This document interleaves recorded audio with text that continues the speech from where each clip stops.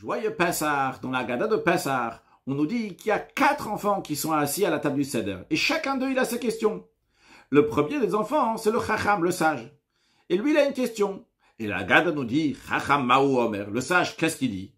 Et la Gada répond que la question du sage est la suivante. Il dit, Ma edut vachukim vamishpati mashatziva vayelokeinu etrem. Quelles sont ces 3 catégories de mitzvot qui s'appellent les témoignages, les lois irrationnelles et les lois rationnelles que Dieu vous a ordonnées? Ça, c'est sa question. Et qu'est-ce qu'on lui répond? La Gada dit, Ve'afata emorlo, toi dis-lui, réponds-lui. K'ilchot Pesach, comme les lois de la fête de Pesach. En maftirin achara Pesach afikoman. Qu'après avoir mangé le sacrifice de Pesach, la loi, elle est qu'on n'a pas le droit de sortir un dessert. Donc, le afikoman, je ne sais pas apprendre comme on appelle aujourd'hui le afikoman, qu'on mange à la fin du Seder une partie de matzah qui correspond au sacrifice de Pesach qu'à l'époque était mangé à la fin du repas. Ici, quand on dit afikoman, c'est un dessert. En effet, le sacrifice de Pesach doit être la dernière chose qui est mangée dans le repas entre le 14 Nissan et le 15 Nissan. On finit le repas avec le sacrifice de Pesach. C'est-à-dire qu'après avoir mangé le repas, une fois qu'on a déjà bien mangé, on est rassasié, on rajoute et on va manger le sacrifice de Pesach. Mais après le sacrifice de Pesach, il faut que le goût il va rester dans la bouche. On n'a pas le droit de prendre un dessert après ça. Ça, c'est la réponse qu'on donne au Chacham, au sage. Ok, discutons de la question du sage et de la réponse du sage. Le rabbi nous dit, en ce qui concerne la question du sage et la réponse qu'on lui donne, les commentaires de la Haggadah demandent pourquoi parmi toutes les lois de Pesach qu'on dit au sage, on a choisi de lui dire qu'après le sacrifice de Pesach, après l'avoir mangé, on n'a pas le droit de prendre un dessert. Le Chacham, le sage, lorsqu'il a demandé, qu'est-ce qu'il veut savoir? Il veut savoir toutes les lois qui sont liées avec Pesach, aussi bien les témoignages, aussi bien les lois irrationnelles, aussi bien les lois rationnelles. Donc on aurait dû lui répondre, de lui expliquer plusieurs lois, et d'ailleurs expliquer ces lois d'après l'ordre de la nuit. Plusieurs halachot qui commencent donc depuis le début du sacrifice de Pesach, non pas lui dire une seule loi du sacrifice de Pesach, et en plus, la dernière loi, c'est-à-dire une fois que tu as déjà mangé le sacrifice de Pesach, on te dit, Achara Pesach, après avoir mangé le sacrifice de Pesach, il ne faut pas manger de dessert. Pourquoi? On lui dit juste cette halakha-là, cette loi-là.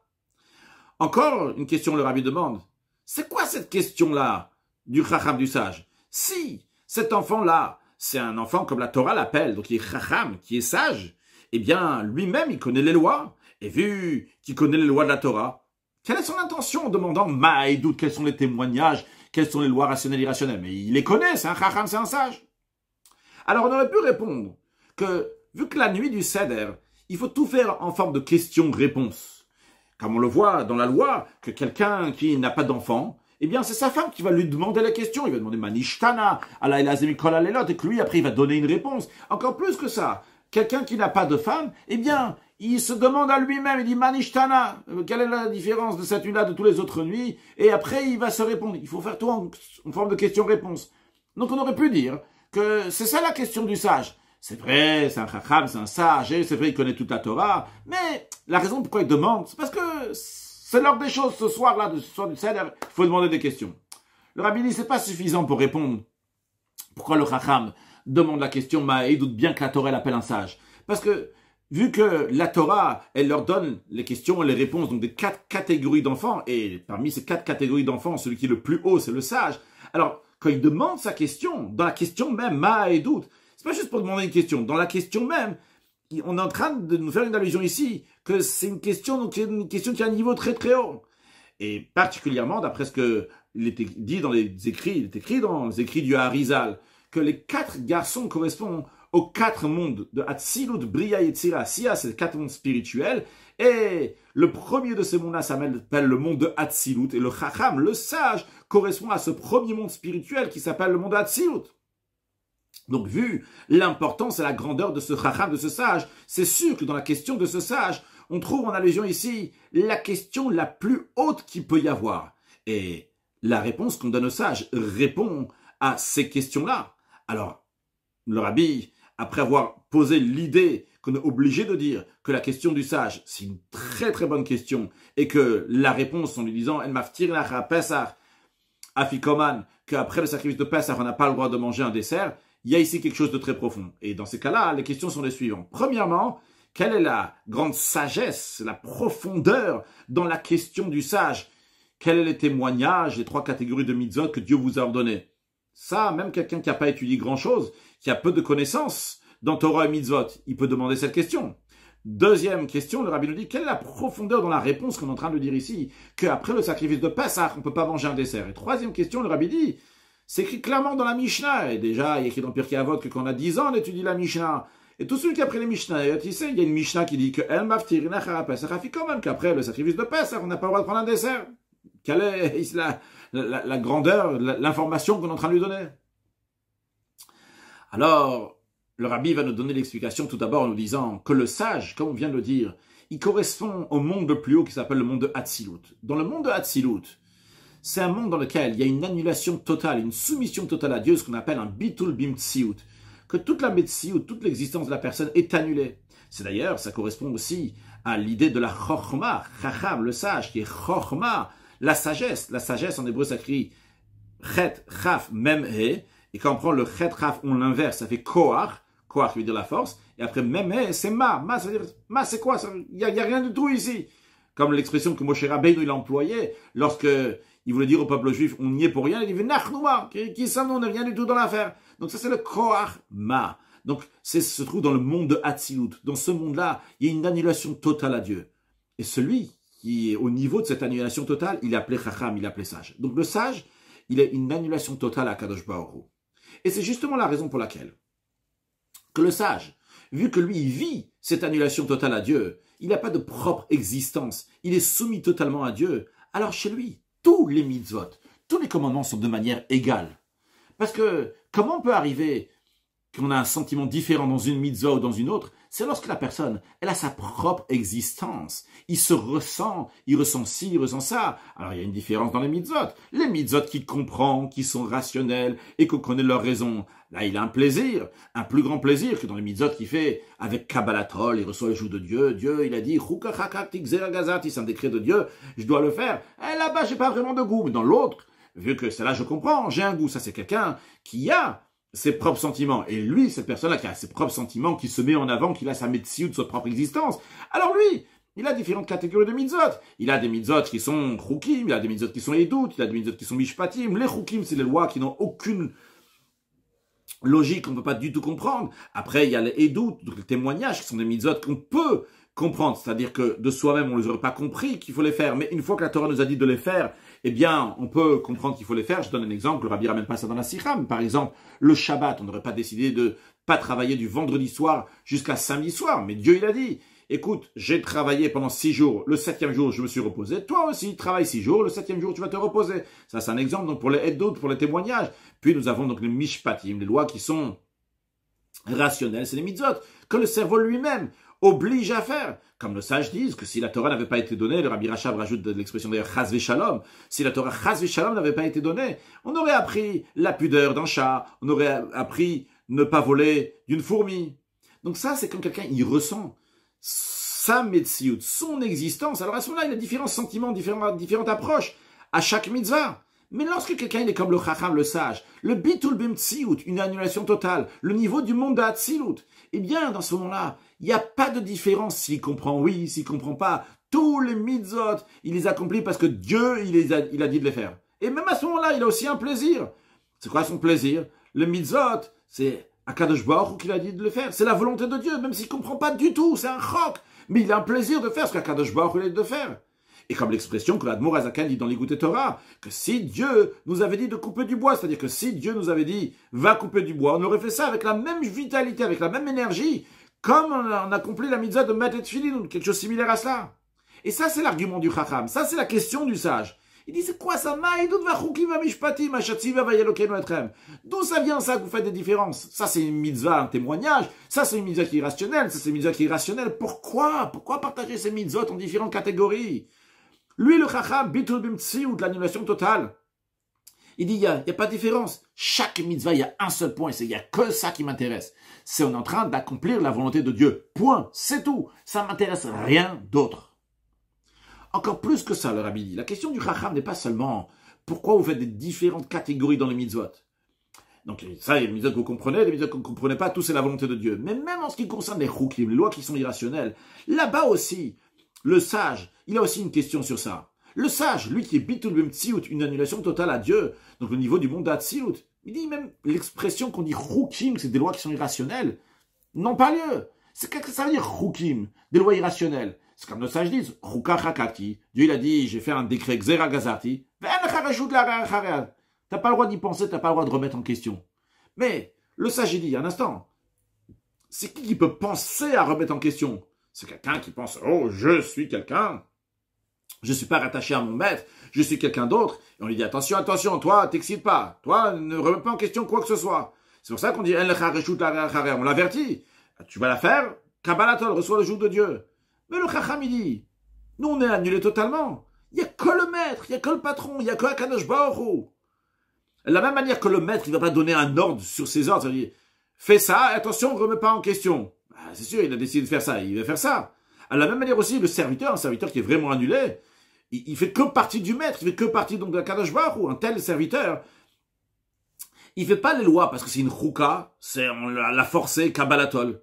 C'est automatiquement, il est soumis au maître. Le maître, il veut ça, automatiquement, il va le faire. Il n'y a pas ici, je me soumets, je fais kabbalatol. Donc le chacham, le sage, ça le dérange même le fait qu'il y a des choukim, des lois dans lesquelles on dit, ça, il faut les faire avec kabbalatol en recevant le joug de Kadosh Baruch Hu.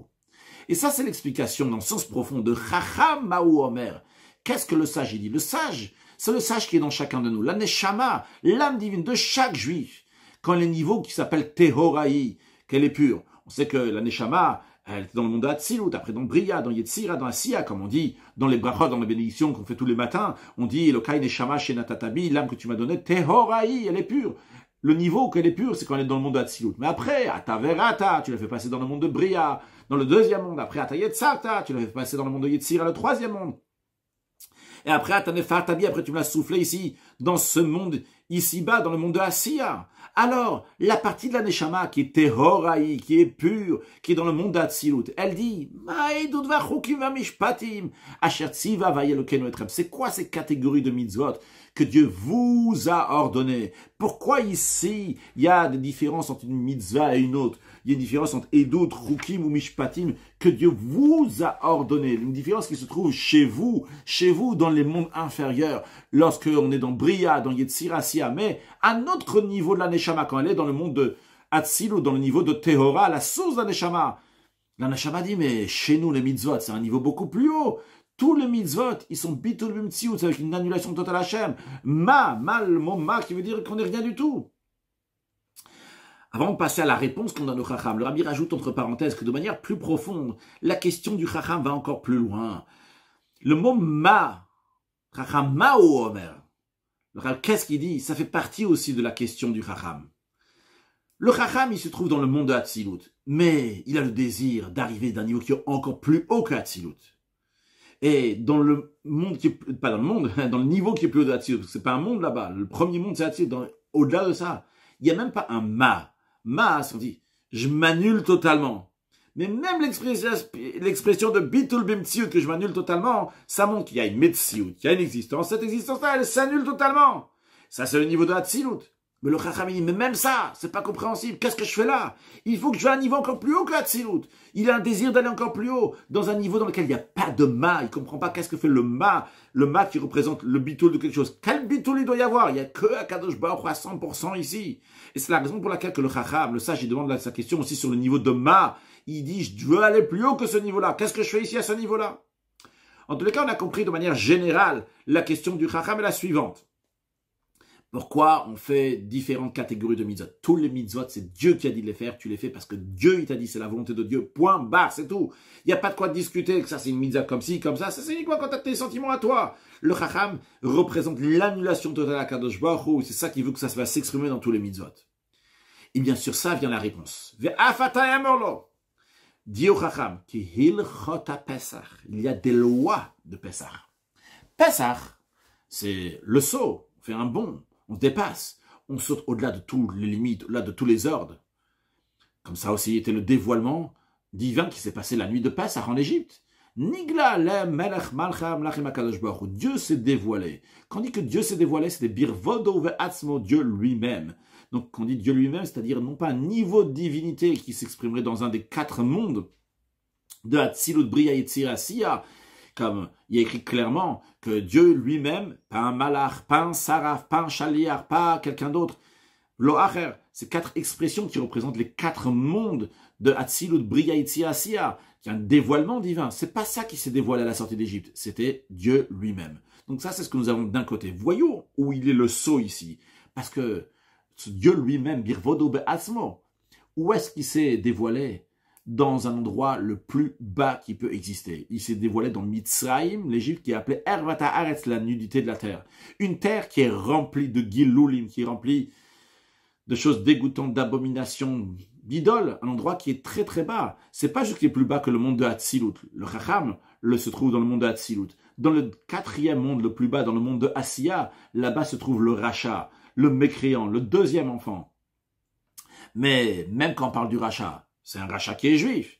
Un juif, même si c'est un rachat gamour, un grand mécréant, eh bien, à l'intérieur de lui, il a la neshama, il a son âme. Même si son âme s'exprime seulement de manière makiv qu'elle l'entoure, elle n'est pas intégrée dans lui-même, elle ne s'exprime pas dans le concret, mais il a une neshama qui est là-bas.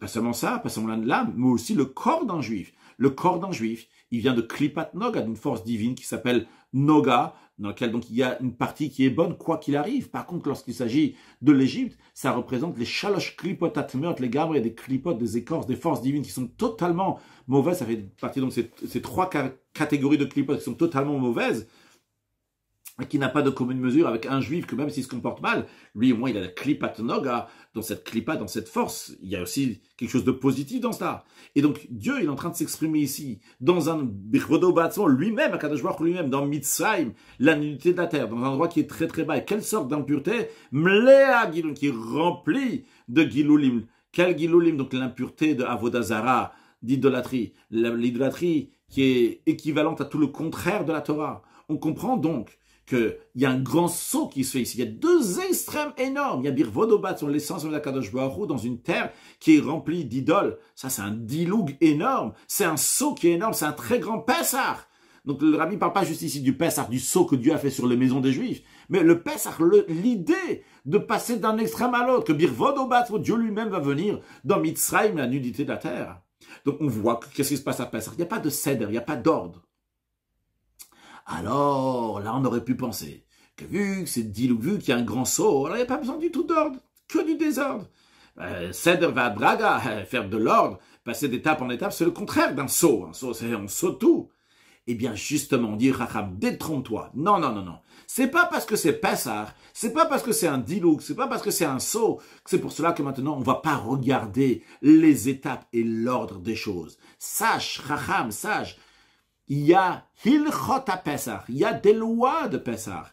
Il s'agit d'un sacrifice de Pessah. Ce Pessah-là qui va amener le Pessah Ravaillé, ce Pessah qui représente le sceau de Dieu, ça va amener le sceau de Dieu. Quand on dit le sceau de Dieu, que Dieu va sauter au-delà de toute limite sans faire aucun calcul, mais malgré que c'est un Pessah, il y a des halachot, des lois très détaillées, avec un ordre, avec des niveaux en niveau, étape par étape, donc, comme d'ailleurs les halachot, il vient du langage de Halichot, il y a écrit dans un verset, Halichot olamlo, les voies du monde. Et on dit que ce Halichot, il y a du langage de Mehaler, une voie dans laquelle on va. Ces Halichot s'appellent Halachot, c'est-à-dire que les Halachot, les lois sont comme des Halichot, comme des voies. Donc ces voies-là qui vont du haut vers le bas, du bas vers le haut. Et dans ça même, il y a des halachot, il y a des étapes par étapes en ce qui concerne le sacrifice de Pessah. Bien qu'il représente le sceau, eh bien, il fallait prendre le sacrifice de Pessah le 10e jour du mois de Nissan. Il fallait l'égorger, il fallait le sacrifier, il fallait le manger. D'après tous les détails des halachot de manière très ordonnée. Parce que la volonté de Dieu, c'est que même les choses qui sont au-delà des limites vont descendre et vont se mettre dans les limites. Et c'est ça qu'on dit au Chacham. On lui répond, on lui dit, il y a la nécessité de faire des différences. Que Akadosh Baruch Hu a fait que ça, c'est des lois qui sont des témoignages. Les autres, c'est des lois qui sont irrationnelles. Et les autres, c'est des lois qui sont rationnelles. Parce que bien qu'il faut servir Akadosh Baruch Hu avec le Etzem Aneshama, avec l'essence de l'âme, qui représente donc le Pessah, qui est au-delà de tous les niveaux, le Diloug, le Saut, le Kabbalatol, se donner totalement avec Akadosh Baruch Hu, qui est au-delà de partager entre une chose et une autre chose. C'est l'essence d'un Neshama qui s'attache à Dieu. Mais qu'est-ce que Dieu y veut? L'intention divine, elle est que même l'essence de l'âme, comme elle est rattachée avec l'essence de Dieu, qui est au-delà de toutes sortes de partages, mais elle va s'exprimer aussi dans le partage. Elle va s'exprimer aussi dans un travail qui est ordonné, dans une catégorie de mitzvot qui sont des témoignages, une catégorie de mitzvot qui sont irrationnels et une catégorie de mitzvot qui sont rationnels. Et c'est ça qu'on est en train de dire au Chacham. On le dit, c'est super d'avoir le sentiment que tu as. C'est très important de savoir qu'on fait que la volonté d'Akadosh Baruch Hu, que tu exprimes l'essence de ton âme. Mais il faut savoir que on a une tête, il y a un monde qui est ici. Et dans ce monde-là, dans les critères de ce monde, il faut amener Akadosh Baruch Hu, pas juste que ça reste au-delà des critères de ce monde. Et on lui explique ça en lui disant qu'après le sacrifice de Pessah, on n'a pas le droit de prendre un dessert. Voyons comment manger le sacrifice de Pessah. Comme nous l'avons dit tout à l'heure, c'était à la fin du repas, une fois qu'on était déjà rassasié. Pourquoi? Pour que cette nourriture de Pessah va être avec un profit, avec une importance. Et pourtant, on nous dit, après avoir mangé le sacrifice de Pessah, tu n'as pas le droit de manger quoi que ce soit. Pourquoi? Parce que ce goût-là de Pessah doit rester. Ici, on voit un paradoxe. D'un côté, on te dit, le sacrifice de Pessah, tu vas le manger, pas parce que tu as faim. Tu ne manges pas parce que tu as faim. Ça, tu as déjà fait ton repas avant. Mais malgré que tu vas le manger après, il faut que tu aies un plaisir. Un plaisir dans quoi? Tu vas pas avoir un plaisir dans la chose qui est nécessaire de manger, parce que c'est plus nécessaire maintenant de manger. Tu as fini ton repas. Mais le plaisir va être de manger quelque chose qui est au-delà de normal, au-delà de ce que tu avais besoin pour te rassasier. C'est ça le manger, le sacrifice de Pessah. Tu n'es pas en train de remplir un manque. C'est une notion de richesse. Donc quelque chose qui est en plus. Remplir un manque, tu aurais mangé jusqu'à un certain stade. Maintenant, il faut que tu aies déjà mangé à ce certain stade. On te dit maintenant, tu vas rajouter quelque chose sous forme de richesse, d'importance. Au-delà de ce que tu as besoin. Au-delà de tes forces. Et pourtant, dans ça aussi, tu vas avoir un plaisir. Le plaisir, le profit, c'est dans quelque chose qui dépasse ta personne. Donc, en autre mot, le rabbi est en train de nous dire ici, le sacrifice de Pessah représente quelque chose qui nous dépasse. Quelque chose qui est une richesse, pas quelque chose qui est juste nécessaire dans la normale, dans la logique. Mais malgré que c'est quelque chose qui nous dépasse, on te dit quand tu vas le manger, tu vas pas le manger juste parce qu'il faut le manger. Tu vas le manger en ayant un profit. On te dit ici, tu dois profiter. Toi, en tant qu'être humain, tu dois profiter. C'est-à-dire que le sacrifice de Pessah, il doit rentrer dans toi-même. Il doit s'intégrer dans toi-même. C'est vrai que c'est quelque chose qui dépasse ta personne, mais il doit rentrer dans ton caractère de profiter de quelque chose.